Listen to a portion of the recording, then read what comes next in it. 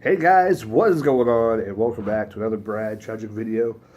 And it's been a while since I did one of these, but hey, I'm back. Music coming back to you. I forgot I had my trusty notepad, and I think there's a couple of reviews on here that I didn't even finish. So the information's all there. What I thought about the songs I already checked out. So I don't remember what review I did, and I'm always going to mention my teeth, so I'm getting used to it. So if I sound a little funny, that's why. I did get dentures a little while back. They are attached right now, though, so I'm probably going to sound a lot better than I normally had in some videos a while back, though. So a while back, somebody, I think it might have been when I reviewed Avril Lavigne and somebody else, Demi Lovato, maybe. I always get that video mixed up. One of those videos, somebody said I should check out Liz Phair. So here I am. And they might have said Lilith Fair, but I think that's what they meant, Liz Phair. So correct me if I'm wrong. The comments down below, whatever. She's the one that started Lilith Fair. Is this correct? Maybe down below. Like I said, let me know. I went into this pretty open-minded. I like a lot of types of music, and if you watch this channel, I've reviewed pretty much anything, and I will review pretty much anything. I love discovering new people I've never listened to. This was one of them. This is the Whip Smart album. It came out in 1994. If that's incorrect, then Google was incorrect, because that's what came up on there. And I do the Google thing. I also check on Wikipedia, because usually the YouTube will come up and say, oh, this is a track order. And you know, on Wikipedia, it's a completely different thing. I usually trust Wikipedia because a lot of people can go in there and make changes if it's incorrect. YouTube, most likely, usually is always wrong. Like, I don't know what... I think they go by popularity or something, it seems like. But let's go ahead and get in this. 14 tracks on this album. I was like, holy crap. 14 tracks. The first song had high hopes. It gave me high hopes for this album, thinking, oh man, this is going to be great. It's going to be another Meg Myers, which I have yet to do her album review. I need to do that. Chopsticks was the very first song. It was a short song. She said the F word, so it kind of got me going, whoa, what's going on here? And then, and in the song, in the short little song, she's kind of like talking, but it's kind of a talking, singing kind of thing, kind of grungish. And I didn't get the correlation until the second song of who she sounded like. So I'll wait till I get there to talk about that. But Chopstick was kind of a friendly introduction. We'll get to that here in a little bit, what I was going to say. But yeah, Chopstick started off, short little song. Got me excited. Track number 2, Supernova. Now, I didn't get the length of all the songs, and that seems like a pointless information that I need to tell you. All her songs are really, really short, to be completely honest. Like, they're from a little under 2 minutes to a little under 3 minutes. I don't think much any of them. I think there's a couple that went over 3 and some around 4, but they're all pretty short, to be completely... So, I did see that. But Supernova seemed like the most produced song on the album. Must have been one that they had high hopes for, or she had high hopes for. It honestly is probably the runner-up on this album of 2 of the best songs. And that kind of gives you my rating already, that there's 2 top songs. I'm going to be honest. Automatically, 2 tracks into this album, it wasn't a good album. It was not a good album. It was hard to get through. Supernova was a rocking song. It had, and this is when I found out on the second song, I'm like, ooh, she sounds a lot like Courtney Love. And that's really, and I don't know who came out first. I don't know if she was around a while. It said 94 this album came out, but I think there was probably an album that came out before that, or a couple, or more than that. So who knows if she came out first or Courtney Love came out first. I don't know where the influence came from. There was probably somebody else. You know, who knows? I have no idea. But they sound kind of similar. So if you're a Courtney Love fan, you might like Liz Phair, but I'm sure you've already found her if you like Courtney Love. I gotta try my mustache. up. They're getting a little crazy there, if you notice that. Um, then we get to track 3, and it's all downhill from here for the most part. Support system. This was just a bland song. It was just random talking to me. It didn't seem like it was not good.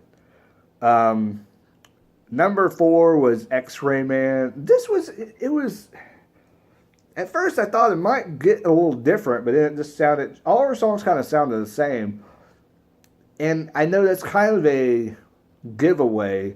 Like some people, I think when people say that, I get annoyed by it too. But then when I listen to, certain albums, I want to say the same thing. So she does sound a lot like, and to me, I guess what that means from people when they say that is that they didn't seem like they put enough effort into every song to make them sound unique. So when they perform songs and on the album, it sounds like they didn't really go into many details to make those songs original. So they sound the same. So, yeah. And X-Ray Man kind of had a funk to it, but it was just, I thought it was going to be good, and it didn't. It just really didn't. Shane was number 5. Number 5 was a song called Shane. There you go. Anyway. Yeah, another bland song. Then number 6 was Nashville. This was, how do I describe it?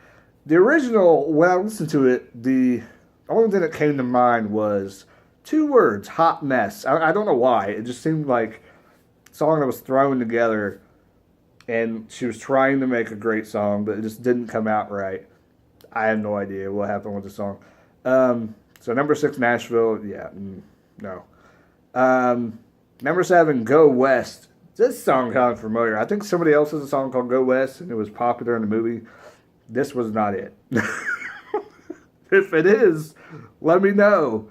Because the song does sound familiar. Like Go West does sound like a song that was in the movie one time. But no, it wasn't good either. Number 8, Cinco de Mayo. Cinco de Mayo, whatever you want to say. Almost, not quite. She was just repeating the song title like over and over again. That's what it seems like. Number 9, Dogs of L.A. I kind of liked it, but it wasn't great. It was a good song. Probably number 3 on the list of 3 songs are probably the only songs on here. 10, Whip Smart. I had high hopes because it was a title track. I'm like, maybe it'll be good. It was just like all the other bland songs I talked about. Started off kind of funky, but just went nowhere. Number 11 was Jealousy. It was okay, but still, it's not on the best songs on the list, but it was, yeah, it was okay. It was okay. See, I try to space this out so I could write details about it. So if they go over like 10 or 11 songs, I have to go over to the back side of the page. So if you hear a turn, if you hear that, you know what that means. Number 12 was Crater Lake. I wanted to like it, but it was just a little bit better than the bland songs, but not quite something that I would go, yeah, no, okay. So it wasn't that great. I didn't really like it. Number 13, the best track on the flippin' CD, Alice Springs. If you want to listen to a Liz Phair song, that's good. This is what, okay, when I started hearing her sing, I thought to myself, this is going to be awesome.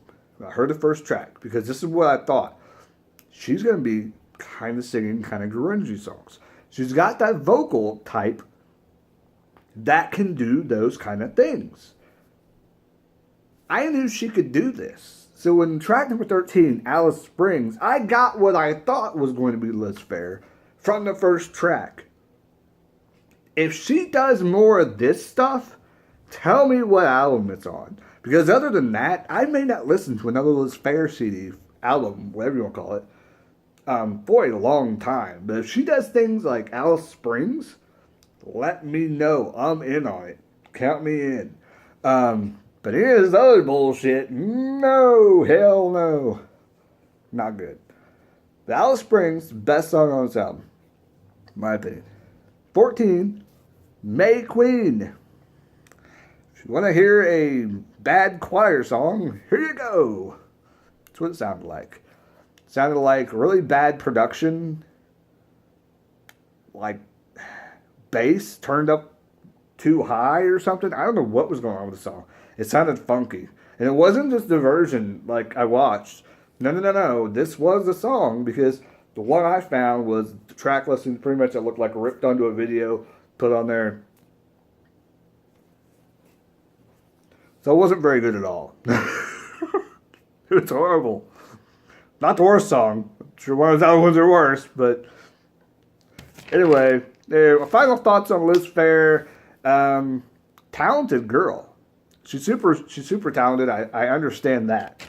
So I know she can do great things. She has the ability to do stuff, but I understand why she's popular, because some people would probably like this kind of music.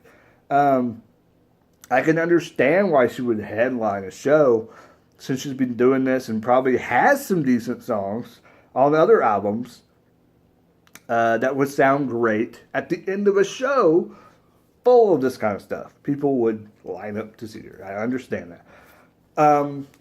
But for me, it's just not my cup of tea. But there are, like I said, she could be a grungy type singer and sing those kind of songs. And I'm sure she has selected hits that people would enjoy. And I'm sure if I went and seen her at a concert, there would probably be a few other songs I would probably enjoy from her greatest hits. So, not a total downfall, you know.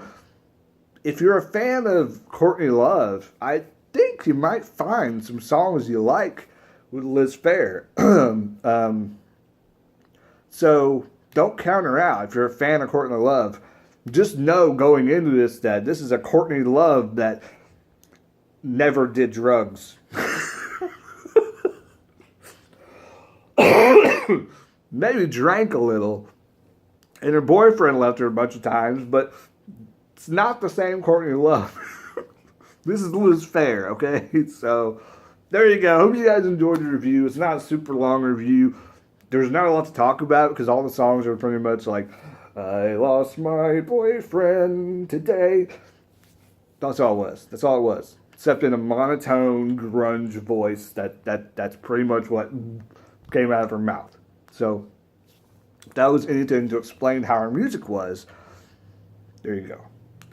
It was just basically strumming and bland grunge vocal, one chord through the voices. I don't know how to explain that. But I'm sure if you've heard Courtney Love, just think if she sounded the same in every single song and went, la, la, la. You get it. You got it. Anyway, hope you guys enjoyed the album review. Liz Phair, Whip Smart. I'd had to give it, if I was giving it a score, maybe I should start giving these albums a score. I don't know if I did that in the past, but I mean, like I said, I would say if you're a fan of this, then you should check out this, you know. But if I had to give this a score on my scale from 1 to 10, I'd probably have to give it a 4, because it's not an average CD for me, but it's just slightly below, because I know people would enjoy it. Some people. So they might enjoy this type of music. So probably a 4. But yeah, there you go. Hope you guys enjoyed the review.